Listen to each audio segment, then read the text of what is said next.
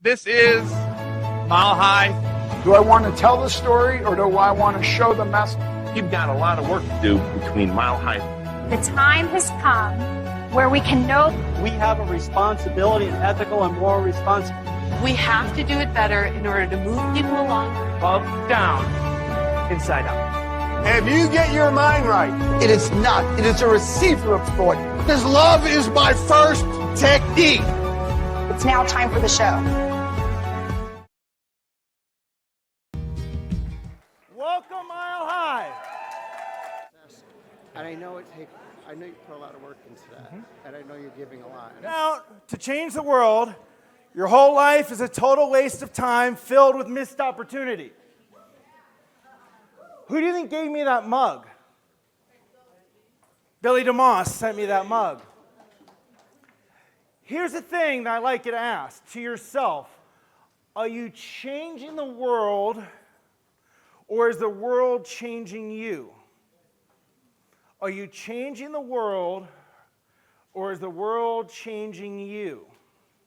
I'd like to ask you to repeat something after me, all right? The cultural field is a weak field. The soul field is a strong field. As a chiropractor, no, that was the.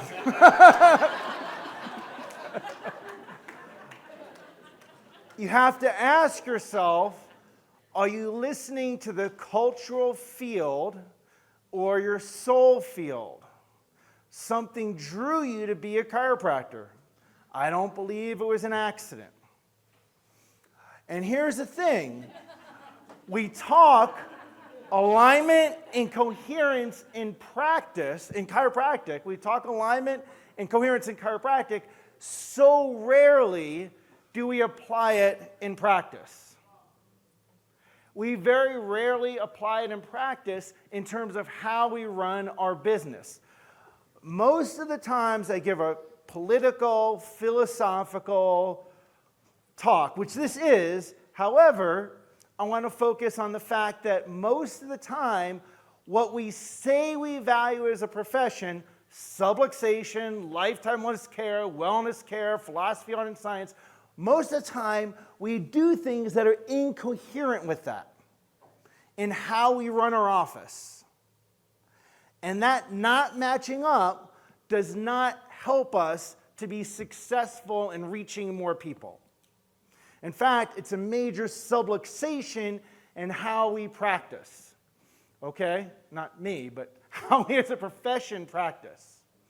And I see it all the time. We talk about alignment in the body, coherence in the body, and then we do things in our practice, we say things in our practice that do not reflect that. We make recommendations, don't reflect that. How we tend to show up to the profession is this.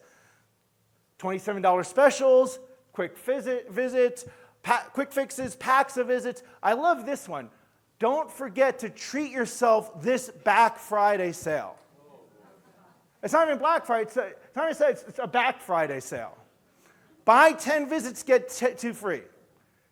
It's like, getting a smoothie pack of, 10 smoothies and you get 2 free. Steve was talking about how when you search chiropractic, the pain things, this is what shows up. And people mix not that like cupping is bad, a free 10-minute cupping. I don't have anything against that, but it gives a very confused public, okay? We sell chiropractic like it's a commodity. That if you get the 4-pack of tissue paper, it costs more. You should get the 6-pack of it, or it's even cheaper if you get the 12-pack. So we do the same thing with chiropractic adjustments. If you get the 12-pack of adjustments, that's the cheapest. So buy that. That's what that ad was. The thing is, that's so incoherent with someone becoming a lifetime wellness practice member, and I cannot tell you how often I see this. People advertise on the website, without even doing an exam, you can buy a 12-pack of visits before you even come in. And then what happens is you end up with people that come in, no exam, no education, and they'll do 2 or 3 visits, feel better, and then will they come back? They'll come back when? When they hurt again and use the other 6 rolls of toilet paper that they didn't use. Okay? Because we make it a commodity. That's how you sell a commodity as compared to a service that has an outcome that the person's going towards. And they're continuing the upward spiral of health and well-being versus, oh, wait, it's cheaper for me to get 8 smoothies instead of 4 smoothies. I'll get the 8 smoothies. And that is a subluxation, how people run their business, that blocks people from getting lifetime wellness care or going towards a long-term care. And so many people have so many things in how they run their office that are stumbling blocks, then they wonder why people are not continuing with care, don't have their kids in care, don't have regular, consistent care. While other professions are concerned with changing the environment to suit their weakened body, chiropractors are concerned with strengthening the body to suit the environment. People so often, the environment that's going on in the world, they weaken their practice because they go with what the cultural field is saying to do, because somehow they think that will be more profitable. It isn't. And that incoherence creates a confused public. The confused public, a confused consumer does not buy. They become having different messages, different assessments, public confusion, and people, are people clear what chiropractic is? They're not clear at all. And it's not your fault, it's the profession as a whole. And we've have a very confused message that we've given out. You know, I had a conversation with someone about this particular event compared to another event, and they said, how come, by the way, how's the weekend been for people? People put a lot of energy that, into this to be of service to you guys, because we have a certain message of chiropractic we want it to be. He was asking me, why is the other event we do, why is it so, it just doesn't hit the way Mile High hits? I said, well, because you don't stand for anything. Because the event you're talking about, it's a mishmash, it doesn't stand for anything, it doesn't have a particular message. And look, Mile High is not for everybody. It isn't. It's not for every chiropractor. It's for certain chiropractors that have our values and principles in their heart and their soul. And they're going to be attracted to it, which is why you're here. And that's why people come back to that, because those 3 legs of the stool, the philosophy, science, and art, are in your heart, your soul. It's what drew you to chiropractic and keeps you going as a chiropractor, regardless of how far you are in that spectrum, but that's in who you are. By the way, this was going to Rockies game. I know the Rockies aren't doing well. But going to a Rockies game with the Mile High crew, please give a warm round of applause for all of them. Joel, Jane, Elgin, Simon, Patrick, everybody, Rochelle. You don't know what she has to put up with. Danny was nice about that. She is, okay? But the 3 legs of stool, people say that all the time. There's a 4th leg. And if people do not put energy on the 4th leg, it really will cause problems throughout the rest of their life and their career. By the way, this picture, this is my first chiropractic office. By the way, I think there may be people that got adjusted in this office. Anybody? Laura, you did. Rochelle did. This was in my basement at Sherman College. John, my son, yeah. And I had no idea how to do anything. Philosophy and science art. Never heard the word of business, okay? I thought that if I spun the egg right, that would fill my practice. I could spin the egg, okay, on the toggle. I thought that's all you had to do. This is my second office when Rashawn and I opened this up, okay, in Spartanburg. And my business plan was this. My business plan, it was a horrible business plan. Tables, posters, and $1,000. That was it. I had $1,000, and I had to adjust enough people by the end of the month to pay the rent And that was the business plan. I mean, we just barely made it. But, you know, we went from that to this. So something happened along the way that was good, all right? However, at the same time, here's what happened. And this is why I bring this all up. Very quickly, I was failing. Like, very quickly. I was seeing a lot of people, and there was money coming in, but I was very much failing financially, like every month, just, you know, having more month than money. You got that. And anybody have that experience ever that it was more month than money? Okay. And people would do a couple of visits, leave because they felt better, come back where they hurt. That was actually the more painful thing. Money wasn't as painful as the people not getting the gift that you knew they could receive. That was the bigger pain. That you know you have a bigger gift to people and they're not getting it because you don't get to give it, and you know there's something more for them, and that pain eats at you. Anybody ever have that pain taking care of people? And you know there's something more, but they're not getting to experience it. I had one particular day that I broke down in that office crying on the floor. Rochelle was there because it was just so incredibly painful at how badly we were failing. And I remember I called Donnie, all right, and I was just sobbing. Anybody ever sob in practice? Or am I the only one that ever cried in their practice? Okay. I was sobbing because we were just doing so bad and so broke, and I got just so much pain of people stopping care, not starting care, not knowing why we're doing. I just thought if I kept telling them about Harvey Lillard, then they would get it. And it didn't work that way, and I was shocked. No one told me that wouldn't just work. And I remember calling him, and he said something to me very profound. And he said to me, he asked me a question. He said, who should be the wealthiest doctor in Spartanburg? And I said, well, I don't know. Who should it be? And he said, Danny, who should be the wealthiest doctor in Spartanburg? I said, I don't know. Am I supposed to call him? Who are they?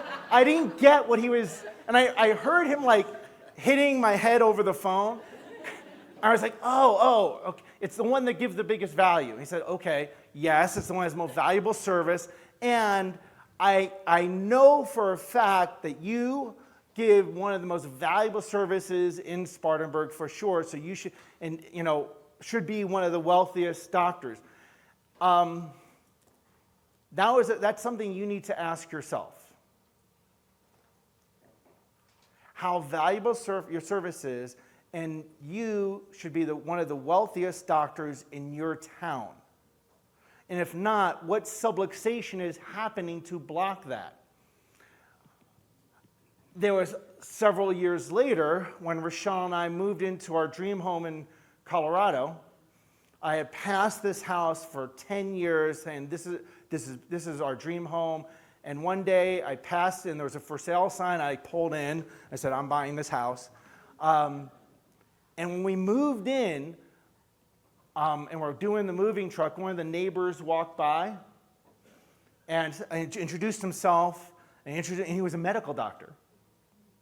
And he said, I'm Dr. So-and-so. I said, oh, I'm Dr. Knowles. Dr. Dan, good to meet you. And he says, what kind of doctor? I said, I'm a chiropractor. And he looked at me, and he looked at the house, and he looked at me, and he looked at the house. He said, chiropractic business must be pretty good. And I said, yes, it is. And you should feel that way. You should, because you deliver one of the most valuable services in your town. In Colorado, we just recently found out there used to be a lot of chiropractors in Colorado. I did not realize this, but when PIP, auto accident insurance, went away, it dropped tremendously. So many people moved out of Colorado. The practice closed. Ours grew at that time. This was like 15 years ago. Ours grew at that time. And I just found out there's 1,200 to 1,500 licensed chiropractors in the state of Colorado. That's it. That's not many. So if we get 300 or 400 people to here, you can change chiropractic in Colorado. Realize that? If Colorado doctors, that shifts chiropractic in Colorado. We couldn't possibly take care of everybody in Colorado. They woke up tomorrow and said they wanted chiropractic care. There's not enough of us, and there's not enough chiropractors where you are. So get that in your heart, how valuable you are. I mean, how valuable is someone getting their spine adjusted? And how valuable is it if they not get it for 4 visits, but 6 visits, or whatever, but as a process of care for their life? You can choose who you want to take care of and take care of the ones that want care for a long term and teach them that care is a process. This teaches them that it's an event. And yes, one adjustment's life-changing. It's even more life-changing if they have care for 6 months, a year, 5 years, 10 years. You all know that. But you have to teach, you have to have within your practice that people learn step by step that chiropractic is a process. And it's a process that they engage through in their life. And there's things of how you set up your office that make that happen, and there's things that destroy that without realizing it. And there are so many people that are wellness, thought, long-term care practice, and just the one thing of them selling visit packs destroys that without them even realizing it. Because the person thinks of it as a commodity, it's an event, I'll come back when I buy that event again. Just like I'd buy a smoothie. As compared to it's a process that changes my body over my life. What I'm really concerned about is sea turtles. This was me, our family. We were in Hawaii, and this sea turtle was on the beach, so I took a selfie with it, okay? I don't take a lot of selfies, but I had to take a selfie with a sea turtle. Here's what I found out. Sea turtles is very interesting. They can grow over 100 years old. Very few of them actually have that happen. In Florida alone, millions of sea turtles die a year because they are ingrained to follow the light. And when they follow the light, what they do is they can look at a McDonald's light or light of someone's house.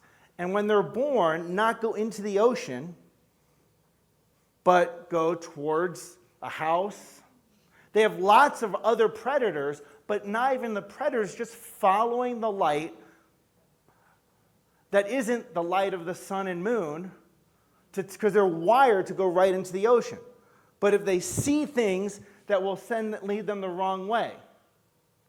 Now, my wife and I, our family, go to North Carolina, Emerald Isle, and they set up these tracks so that the sea turtles, they watch where their sea turtle nests to make sure that they actually go into the ocean.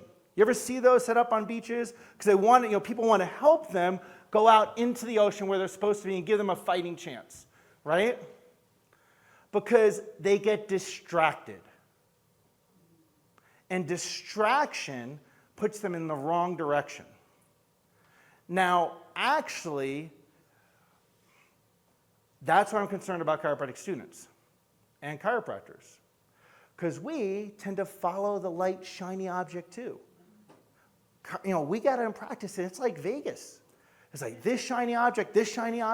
We're going to go into the light wherever we think will be a next shiny object that will somehow make me money. This is in Vegas. Rashawn and I were in Vegas at the, what's it called? The Sky Tower thing?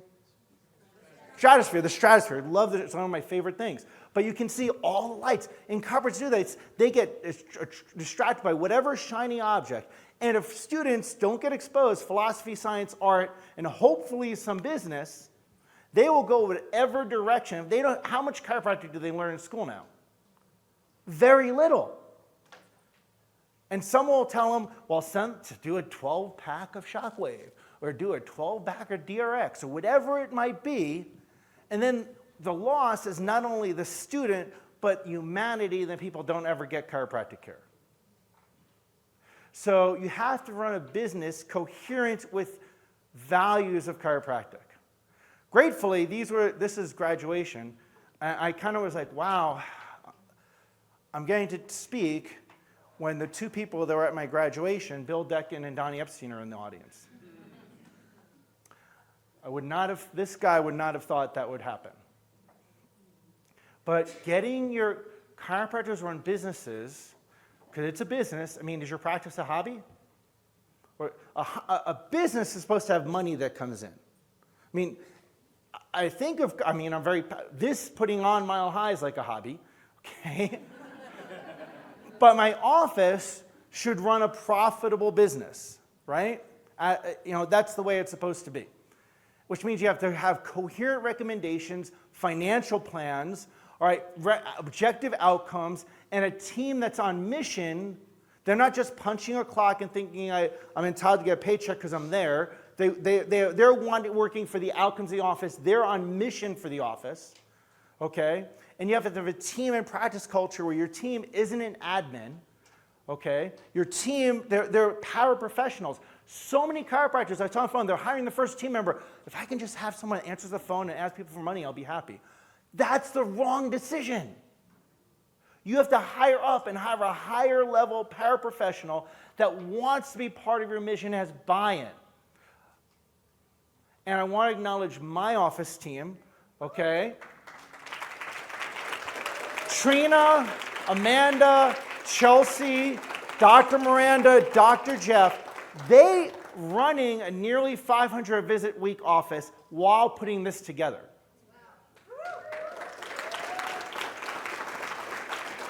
Because they love this.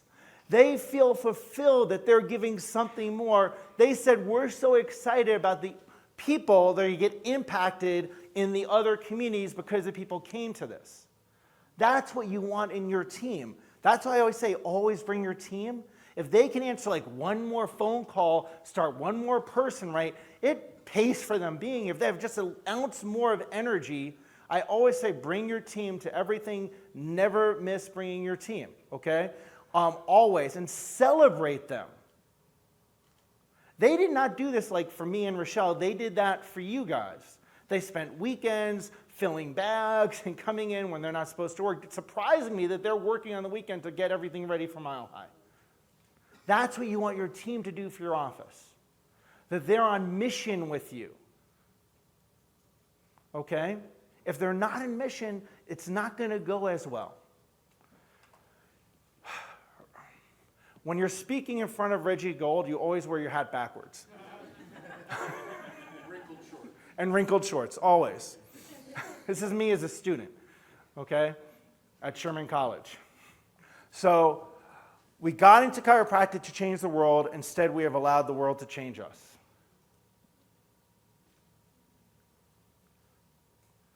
Way too often, chiropractors allow the world to change us and change our message. He was calling us out on that.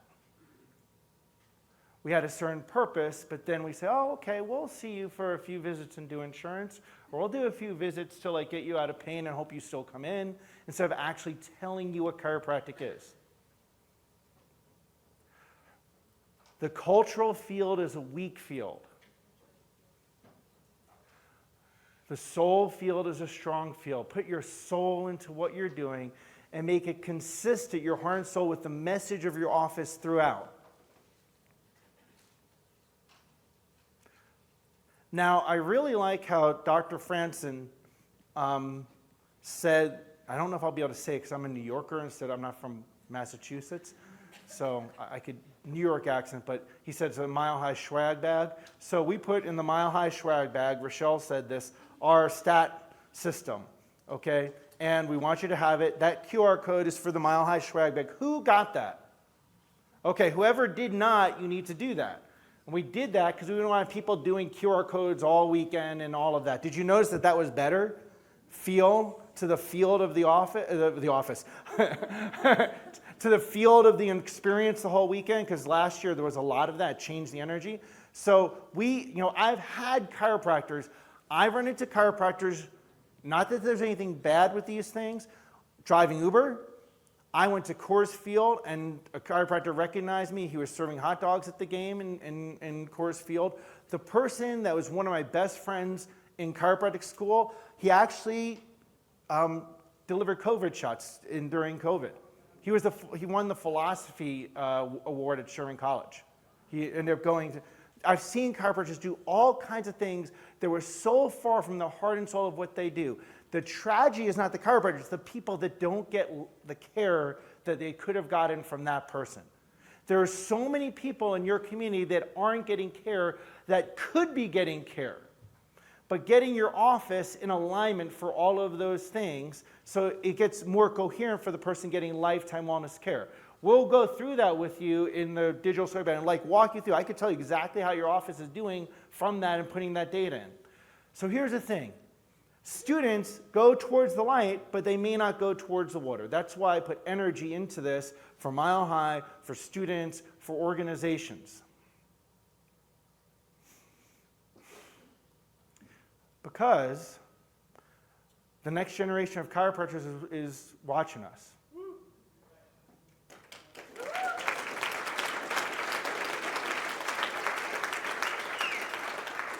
And I want them to have a profession that we're proud of. And I'm concerned they won't be. It's not going to be me and Darren and Billy, Franson, Dan Lyons running the profession 20, 30 years they are. And I'm really scared of what it is they're going to get. And if that doesn't scare you, you might be just living under a rock. That's why we did the Mile High Foundation. That's why we put the energy in there. I maybe get enough from this of what I make, a week in practice from this. Maybe. But I put so many hours into it because I'm concerned about that. So I'm grateful that you value chiropractic enough to spend time here. And what I want more from you is from this is also find your people. There are lots, we're very cautious of who we put on stage, who we let be exhibitors. There are incredible people here that have different products, coaches, mentors, do things, and that you find your people with them. Get guidance the way you need with people. There's lots of people that have gotten guidance from the people out here. If you need help, allow yourself to get help. Chiropractors thrive in community. They thrive in community. That's why they love being at this, or at philosophy nights, or going to Sherman Lyceum, or Life Vision, or whatever it is, because they get energy and get reminded of what their heart and soul is about in chiropractic. If anything stirred inside you this weekend, don't stop there. Surround yourself with other chiropractors.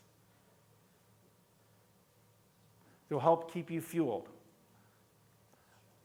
I would like you to be at Mile High next year. Who's going to be at Mile High next year?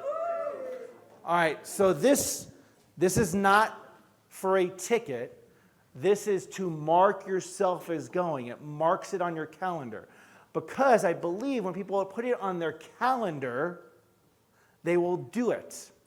When we did Mile High the first time, I was really pissed off. Usually I have to get a certain amount of pissed off to do something.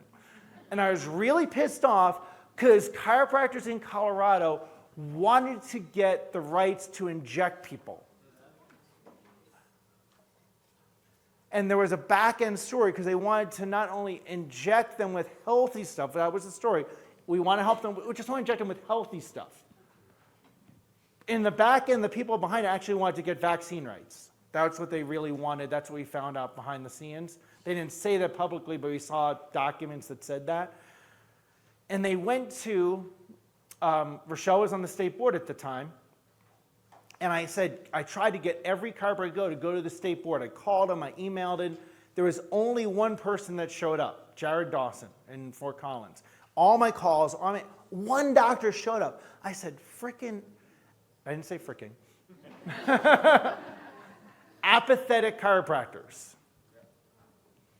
And apathy in chiropractic leads to allopathy. And I said, only one showed up. What does it take freaking chiropractors do to get off their ass? And I said, oh, they like going to seminars. And I said, you know, Mom, what do you do when you're upset? You call Mom. I said, Mom, could you...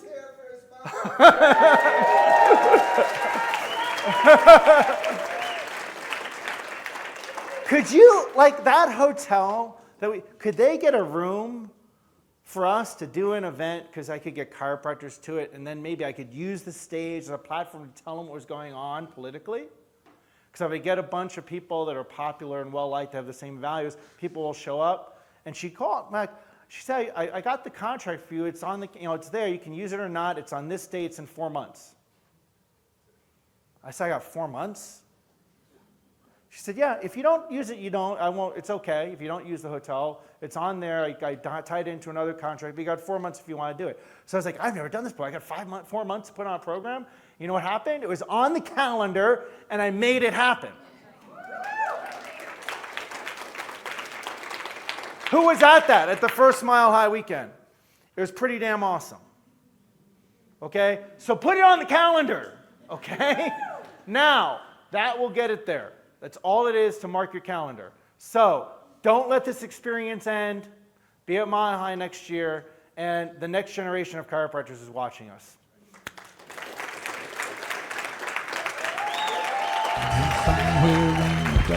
Give Dr. Danny some love.